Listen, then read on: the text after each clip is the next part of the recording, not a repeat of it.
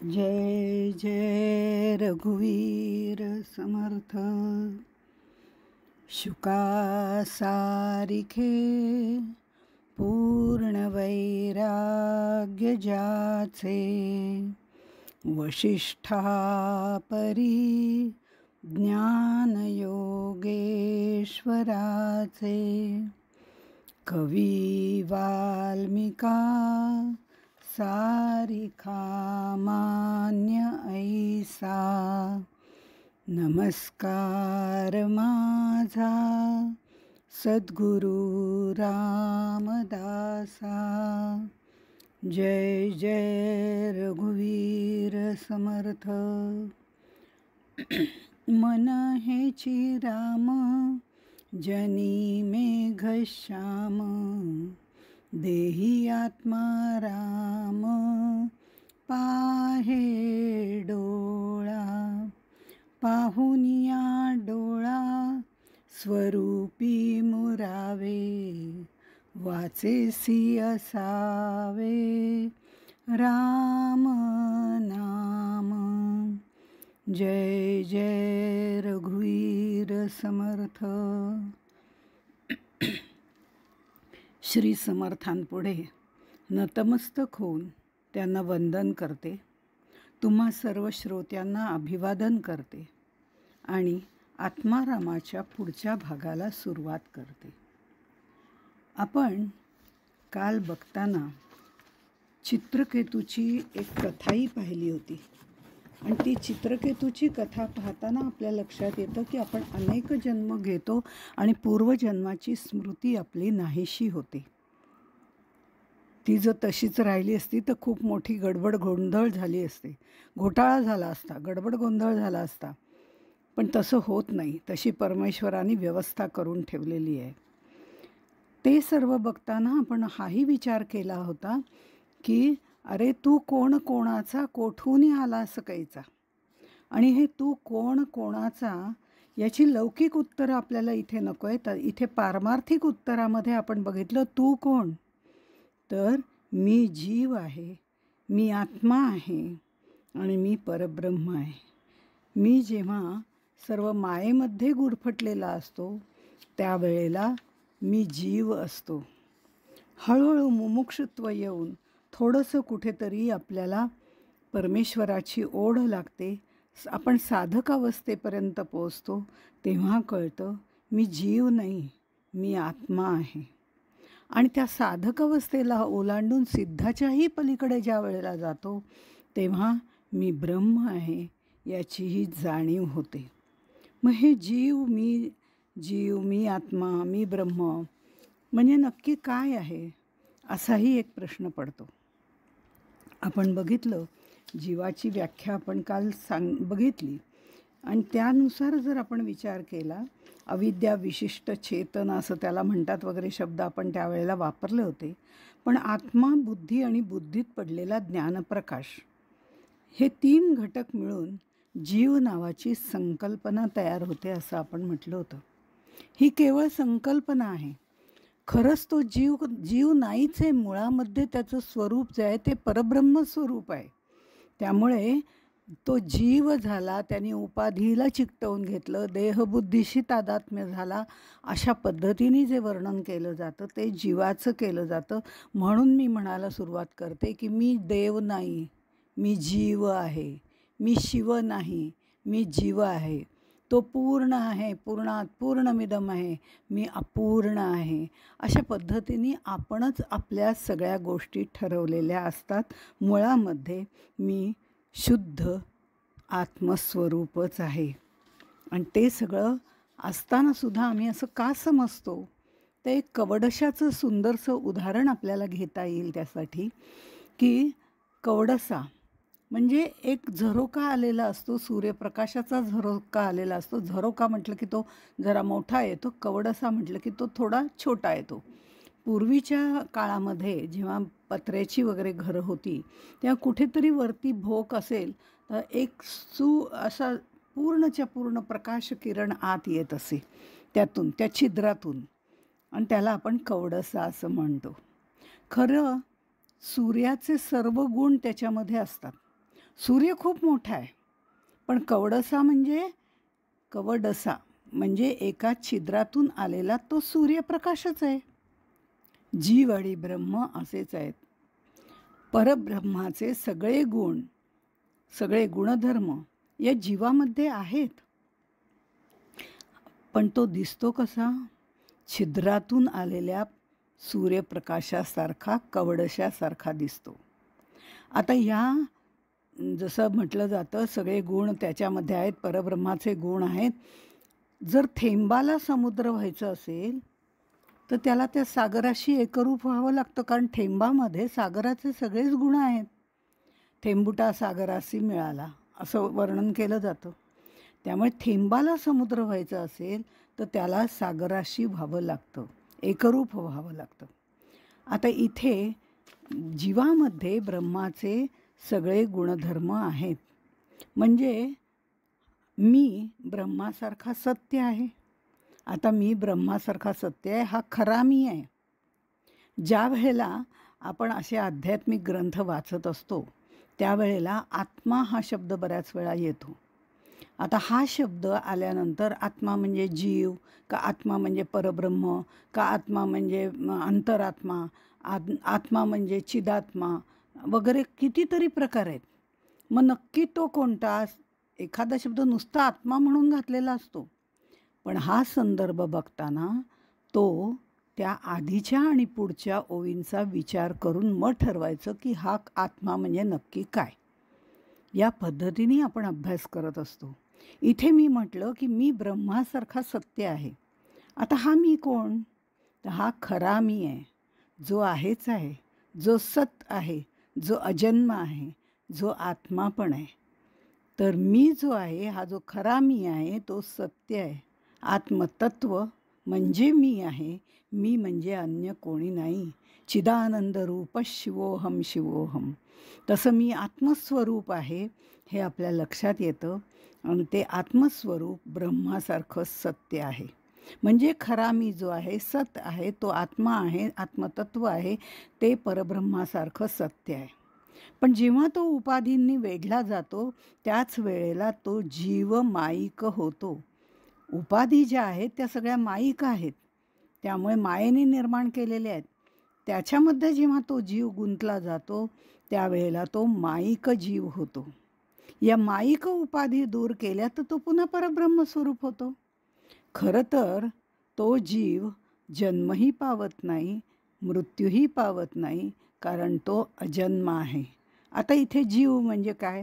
तर आत्मतत्व जे आहे ते जन्मही पावत नाही, मृत्यूही पावत नाही, कारण ते परब्रह्मासारखं अजन्म आहे. हा मृत्यू जो आहे तो त्या आत्मतत्वाला नाही, तो त्या देहाला आहे. म्हणजे जर ते आत्मतत्व आपल्यामध्ये जीव म्हणून राहत असेल, त्या माईक उपाधी जरी त्यांनी सोडल्या तरीसुद्धा विदेही झाल्यानंतरसुद्धा देह पडतोच. तो मृत्यू जो आहे तो देहाला आहे, देहीला नाही. देही म्हणजेच आत्मतत्व आणि देह जो आहे तो अशाश्वत आहे, देही जो आहे तो शाश्वत आहे. आत्मतत्व अजन्म आहे, देही अजन्म आहे आणि जीव जो देहामध्ये गुरफटलेला आहे तो सुद्धा तसं पाहिलं तर अजन्माच आहे, पण मृत्यू देहाला येतो. हा प्रचंड मोठा सूर्य जो आहे त्याचा जो कवडसा येतो तो त्याच्याच प्रकाशाचा तयार झालेला असतो, पण तो छिद्रात अडकला म्हणून छोटा झाला. आम्ही मायेत अडकलो म्हणून आत्मतत्व जीव झालं. आत्मतत्व दिसत नाही. जीव दाखवा म्हटलं तर जीव तरी कुठे दिसतो? ज्या वेळेला जीवाला खूप वाईट वाटलं असं आम्ही म्हणतो, माझ्या जीवाला अगदी खूप वाईट वाटलं, माझा जीव अगदी गुदमरून गेला, काय त्या जीवाला आनंद झाला आहे माझ्या, असे जेव्हा आपण उद्गार काढतो, असे म्हणतो, उद्गार काढतो, त्यावेळेला तो जीव आहे कुठे?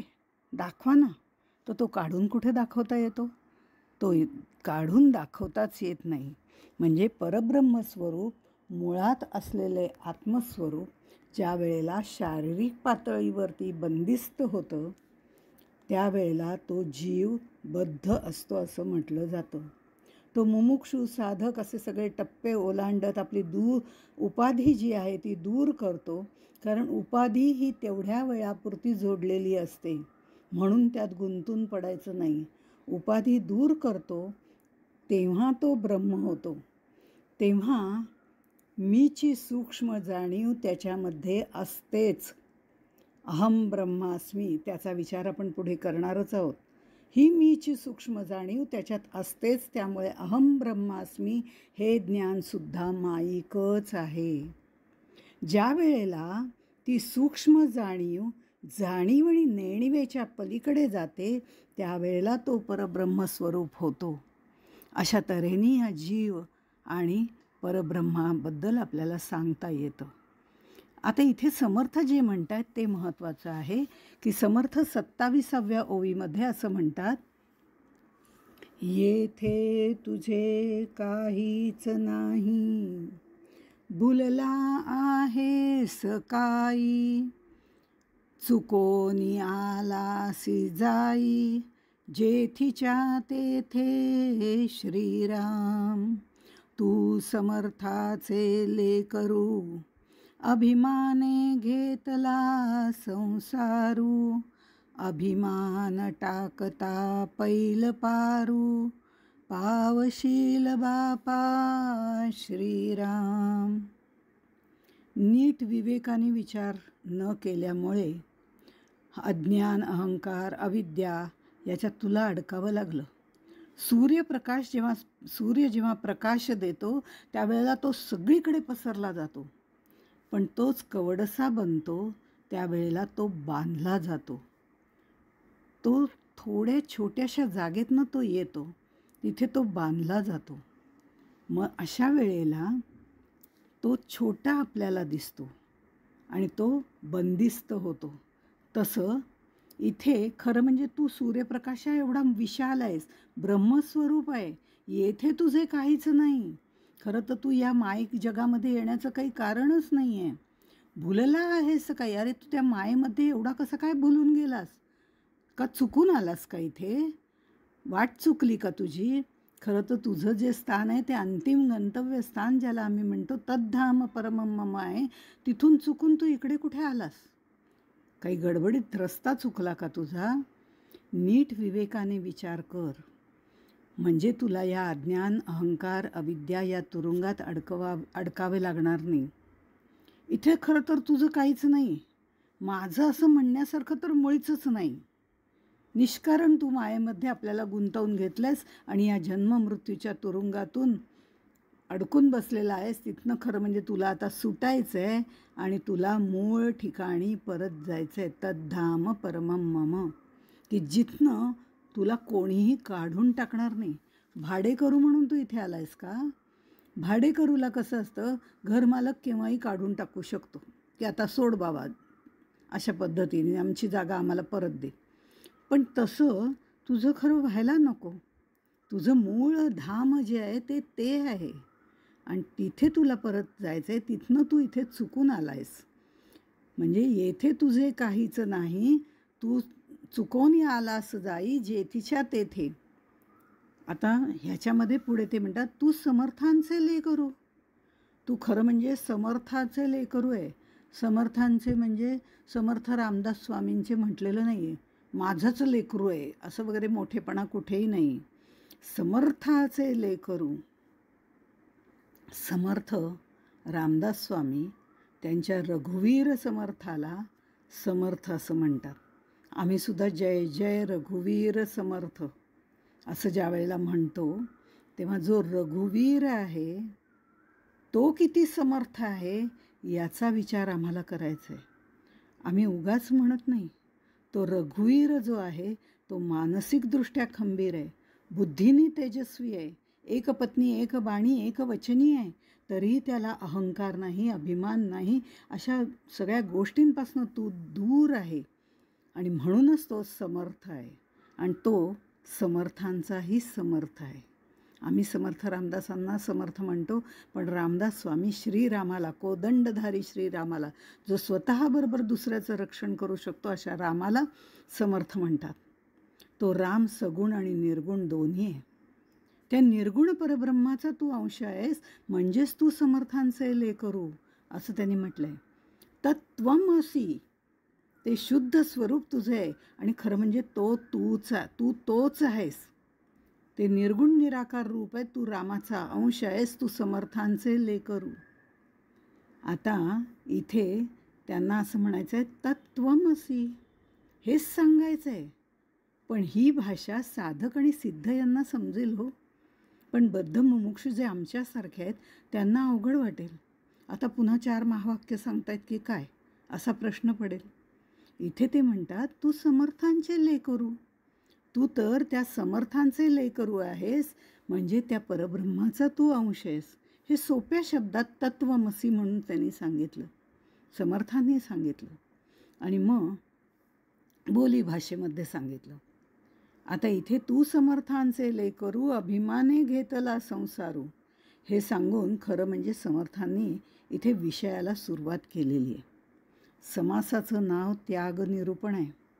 आता त्याग कशाचा करायचा हा भाग आहे, आणि त्याग कशाचा करायचा हे ठरवण्यासाठी आधी आपल्याकडे काय आहे ते पाहायला पाहिजे. जे नाहीच आहे त्याचा त्याग करण्याची वेळच येत नाही. आमच्याकडे भरपूर काही काही आहे. अहंकार आहे, अभिमान आहे, मी माझं आहे, अज्ञान आहे, षड्रिपू आहे, देहबुद्धी आहे, कैक गोष्टी आहेत. सगळ्याच गोष्टीचा आम्हाला अहंकार आणि अभिमान आहे. मग माझ्याकडे आधी काय काय आहे हे कळलं, ते पाहायला पाहिजे. ते कळल्यानंतर मग त्याग करायचं कशाचा तो ठरवता येईल. आता हे सगळं आमच्याकडे आहे असं जेव्हा मी म्हणते तेव्हा 8 प्रकारचे अभिमान आमच्याकडे आहेत. आम्ही नुसतंच म्हणतो फारच अभिमान आहे त्याला, फारच अहंकार आहे त्याला, अशा गोष्टी आम्ही म्हणतो. अभिमान अहंकार थोडा फरक आहे, पण आपण अभिमान कोणते आहेत ते बघितले की आपल्याला त्यातला फरक लक्षात येईल. 8 प्रकारचे अभिमान आहेत. देहाभिमान, मी म्हणजे देह, ही देहबुद्धी सर्व अज्ञानाचं कारण आहे. त्या देहाचा अभिमान, त्यातून उत्पन्न होणारा अहंकार, मी सुंदर, मी शूर, मी बलवान, मी बलाढ्य, अशा पद्धतीच्या ज्या भावना आहेत तो सगळा अहंकार त्याच्याबरोबर येतो. ह्या देहाभिमानामध्ये या सगळ्या गोष्टी येतात आणि त्याच्याबरोबर तो सगळा अहंकार. माझ्यासारखं सुंदर कोणी नाही, माझ्यासारखं शूर कोणी नाही, मी बलवान तिथे होतो म्हणून हे सगळं घडू शकलं, नाहीतर ह्या सगळ्यांची किती पंचायत झाली असती, असे सगळे अभिमान आम्हाला असतात. पण देहभावना कळण्या इतका अभिमान जरूर असावा, पण त्यात बाकीचे जे अहंकार आहेत ते नसावेत. देहभावना कळण्या इतका सूक्ष्म अभिमान जरूर असावा, त्याला अहम असं म्हणतात. ही अहमची सूक्ष्म जाणीव अत्यंत गरजेची आहे, जी आम्हाला अहम ब्रह्मास्मीपर्यंत पोचवते, तिथपर्यंत जाते. चांद्रशाखा न्यायाने ज्या वेळेला सद्गुरू आम्हाला तो मार्ग दाखवत असतात, तो चंद्र दाखवत असतात, त्यावेळेला तो पाहण्याकरता आमच्यामध्ये अहमची सूक्ष्म भावना लागते. पण नंतर मात्र त्याचंही विसर्जन करावं लागतं. मुळामध्ये अहम, अहंता, अहंकार, दर्प या 4 गोष्टी आहेत. तो अहम जी सूक्ष्म भावना आहे ती परमार्थात आवश्यक आहे, पण नंतर जो अहंता निर्माण होते त्या अहंतेमध्ये मी आणि माझे हे या 2 गोष्टी येतात. अहंतेमध्ये मी आणि माझे, मी अशी आहे, मी तशी आहे, वगैरे वगैरे, मला असंच लागतं, माझं तसंच आहे, मला हे चालतच नाही, माझ्याशिवाय कुणाचं होतच नाही, वगैरे वगैरे, ही अहंता आहे. आणि तिसरी जी गोष्ट आहे ती अहंकार, माझंच, फक्त मी आणि माझंच, माझ्यासारखं दुसरं कोणी नाहीच, अशा पद्धतीने जो असतो तो अहंकार. आणि दर्प म्हणजे माझ्याशिवाय शक्यच नाही इतर कोणाला काही करणं, ही तुच्छता त्याच्यामध्ये आपल्याला दिसते दुसऱ्यांबद्दलची, त्याला दर्प असं म्हणतात. त्यामुळे अहम, अहंता, अहंकार, दर्प याच्यापैकी खरं म्हणजे परमार्थ मार्गात आल्यानंतर अहंता, अहंकार, दर्प हे तर आपले नष्ट झाले तरच आपल्याला साधना करता येते. तोपर्यंत साधना होत नाही, होऊ शकत नाही. कारण तिथे मी साधना करते हाही अहंकार असतो. त्यामुळे तो अहम, अहंता, अहंकार, दर्प याच्यामधला सूक्ष्म अहम गरजेचा आहे. बाकी सर्व देहाभिमानामध्ये येतं आणि त्याचा अभिमान, अहंकार त्याग करणं गरजेचं आहे. हा देहाभिमान झाला. कर्माभिमान, कर्म करणं हा माणसाचा स्वभाव आहे, पण ते निष्काम कर्मयोगाने करावं असं संत आपल्याला वारंवार सांगतात. पण आम्ही जे कर्म करतो त्यात मी हे केलं, मी ते केलं, माझ्याशिवाय कोण करणार, हा कर्तृत्वाचा अभिमान, अहंकार हे सगळं त्याच्यामध्ये येतं. म्हणजे हे मीच करू शकते, माझ्यासारखं असं कर्म कोणी करू शकत नाही. अगदी क्षुल्लक गोष्ट घरामध्ये सुद्धा आपण काही वेळा म्हणतो माझ्यासारखा शिरा दुसऱ्या कोणाला करता येत नाही. न करता यायला काय झालं आहे, पण तो गर्वच आम्हाला इतका असतो की माझ्यासारखा शिरा कोणालाच करता येत नाही. हा कर्तृत्वाचा अहंकार इतक्या बारीक सारीक गोष्टींपासून सुरू होतो, तो साधनेपर्यंत पोचतो की माझ्यासारखं ज्ञान दुसऱ्या कोणालाच नाही. हा जो आहे हा कर्तृत्वाचा अभिमान तिथपर्यंत जातो. जसं साधनेपर्यंत जातो तर साधना जेव्हा होते केव्हा होते, जेव्हा निष्काम कर्मयोगाने कर्म केलं जातं, देहाचा अभिमान, अहंता, अहंकार, दर्प सोडून दिलं जातं, त्यावेळेला ते साधना निर्माण करणं म्हणजे मनापासून साधना करणं ज्याला म्हटलं जातं ती होते.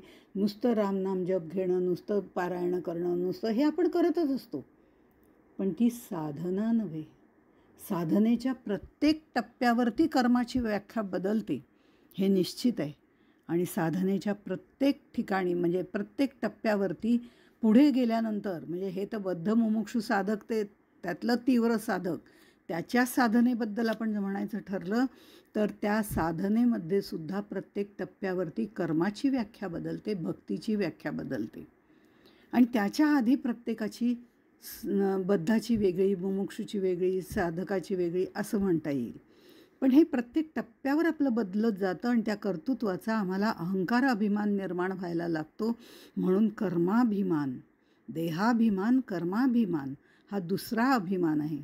जात्याभिमान, कुळाभिमान, देशाभिमान याबद्दल तर सांगणं काही खरं योग्यच नाही, पण तो असतो आम्हाला. मी अमुक तमुक जातीचा, आमच्यात हे चालतच नाही. आम्ही 96 कोळी, आम्ही 92 कोळी, आम्ही कोकणस्थ, आम्ही देशस्थ, किती प्रकार आहेत त्याच्यामध्ये, अनेक प्रकार आहेत. पण प्रत्येकाला आपल्या जातीचा अभिमान असतो आणि ते तर आहेच. पण याची आमची ही अशी कुळपरंपरा आहे, ही आमची कुळपरंपरा आहे, आम्हाला दुसरं काही करून चालतच नाही, हेच आम्हाला करावं लागतं. कुणी ठरवलं? माणसानीच ठरवलं, माणसाकरताच ठरवलं. पण म्हणून त्या सोयीच्या दृष्टीने, त्या वेळच्या काळपरिस्थितीच्या दृष्टीने ठरवलं गेलेलं आहे, पण ते मानायला जरूर हरकत नाही. ती परंपरा निश्चित पुढे न्यावी, ती परंपरा टिकवावी, याबद्दलही वाद नाही. पण त्याचा जो वृथा अभिमान असतो ना, तो सोडून द्यायला पाहिजे. जातीचा असो किंवा कुळाचा असो, हे अभिमान आमचे आम्ही म्हणजे माणसानीच निर्माण केलेले आहेत. त्यामुळे तो अभिमान कितीपर्यंत असावा यालाही महत्त्व आहे. ती पारंपरिक पद्धत पाळायला हरकत नाही, पण तरीसुद्धा त्याचा व्यर्थ अभिमान निश्चितपणे आपल्याला टाळता येतो. वेगवेगळ्या जातीतले, कुळातले, देशातले जे काही संस्कार आहेत, चांगले गुण आहेत, ते आपल्याला आत्मसात करायला काहीच हरकत नाही.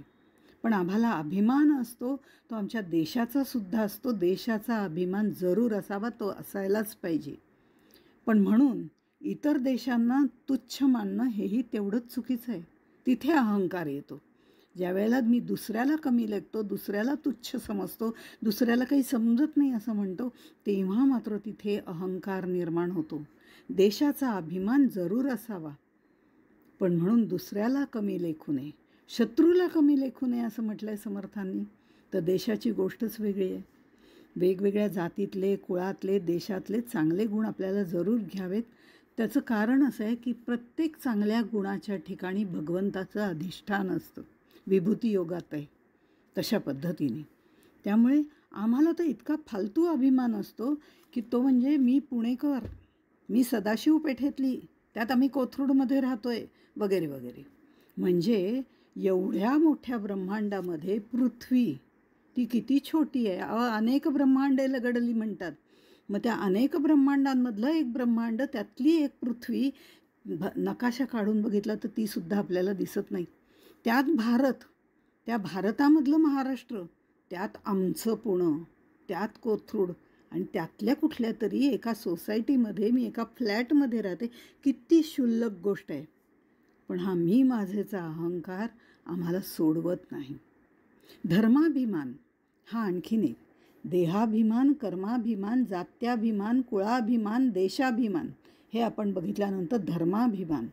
आम्ही त्या धर्म या शब्दालाच मुळामध्ये फार संकुचित करून टाकलेलं आहे आणि तो जातीशी जोडलेला आहे. हे अत्यंत चुकीचं आहे. पण धर्म म्हणजे काय? तर पाण्याचा प्रवाहीपणा, अग्नीची दाहकता हा त्याचा धर्म आहे. अगदी पहिल्या प्रवचनात त्याबद्दल आपण शक्तिस्वरूप म्हणून पाहिलं होतं. पण पाण्याचा प्रवाहीपणा हा त्याचा धर्म आहे, तर अग्नीची दाहकता हा त्याचा धर्म आहे. तो कुठेही गेला तरी बदलत नाही. इथला अग्नी थंड असतो आणि अमेरिकेतला अग्नी उष्ण असतो, असं कधी झालं आहे का? इथलं पाणी वाहतच नाही आणि तिथलं पाणी वाहते असंही होत नाही. बर्फ झाला तरी कधी ना कधीतरी ते वाहतच ना. तो प्रवाहीपणा त्याच्यामध्ये आहेच ना. तसाच माणसाचा मानवता धर्म आहे हे आम्ही विसरूनच जातो आणि धर्म हा शब्द संकुचित करून जातीशी जोडतो. मानवता हा माणसाचा धर्म आहे आणि त्या धर्माने आपण वागलं पाहिजे. आपण माणूस आहोत, पण मानव आहोत की नाही हे मात्र आपण विसरून जातो आणि चुकीच्या धर्माभिमानामध्ये अडकतो.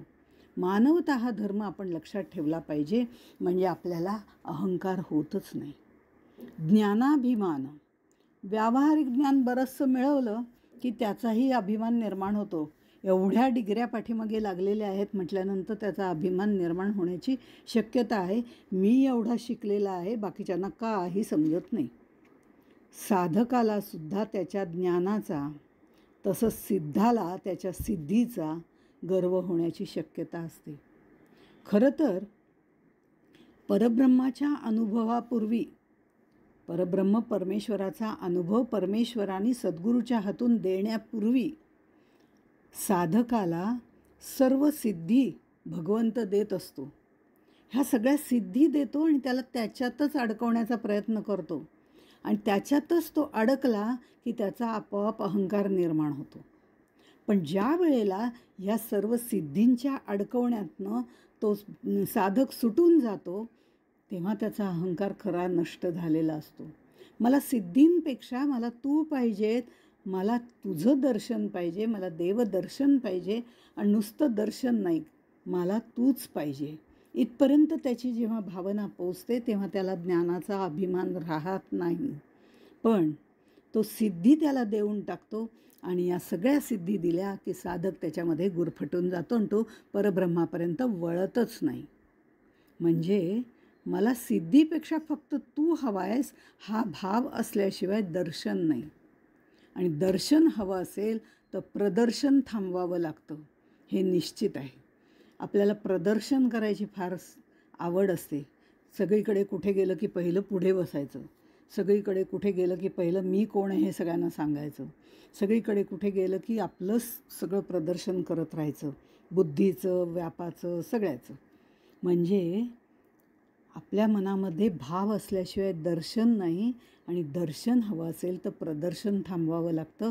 कारण प्रदर्शन म्हणजे प्रपंच आणि दर्शन म्हणजे परमार्थ आहे, असं गोंदवलेकर महाराज म्हणतात. त्यानंतर येतो तो 8वा मोक्षाभिमान. खरं तर मोक्ष, मुक्ती, आत्मज्ञान झाल्यावर अभिमान, अहंकार राहतच नाही. कारण अहंकार गळल्याशिवाय मुक्ती नाही, मोक्ष नाही. पण तसं होणं, मोक्षाचा अभिमान होणं म्हणजे परिपूर्ण ज्ञानप्राप्ती झालेली नाही. तो कुठेतरी मध्येच गोंधळतोय. मोक्षप्राप्तीला जर म्हणजे मोक्षप्राप्ती ज्याला होते आणि तो त्याच्या जवळ पोचला आहे, जवळजवळ त्याला मोक्ष मिळाल्यासारखंच आहे, पण तरीसुद्धा तो अनुसंधानात राहिला नाही तर त्याला अहंकार चिकटण्याची शक्यता असते. असं फार क्वचित घडतं, पण तो मोक्षाभिमान इथं निर्माण होतो. त्याला मोक्ष मिळालेला नसतो, पण त्याला असं वाटतं मला आता मोक्ष मिळाला. ते जसं एक गोष्ट सांगतात, एक साधू असतो, तो एक शिष्य असतो, तो आपल्या सद्गुरूंकडे येतो, साधूंकडे येतो आणि तो म्हणतो, तुम्ही म्हणलात ना तसं मला सगळं ब्रह्मज्ञान झालं, अगदी पूर्ण ब्रह्मज्ञान झालं. आता मुळामध्ये मला ब्रह्मज्ञान झालं असं म्हणतो, त्यालाच ब्रह्मज्ञान झालेलं नसतं. मग तो म्हणतो, मला तुम्ही सांगितल्याप्रमाणे सगळं ब्रह्मज्ञान झालं. ही गाय दिसते ना, ही गाय म्हणजे ब्रह्मच आहे, हे मला कळलं. ही नदी म्हणजे ब्रह्म आहे, मला कळलं. पर्वत म्हणजे ब्रह्म आहे, मला कळलं. पण तुला त्याच्यात भेददृष्टी दिसते ना, म्हणजे तुला ब्रह्म कळलेलं नाही आहे बाबा.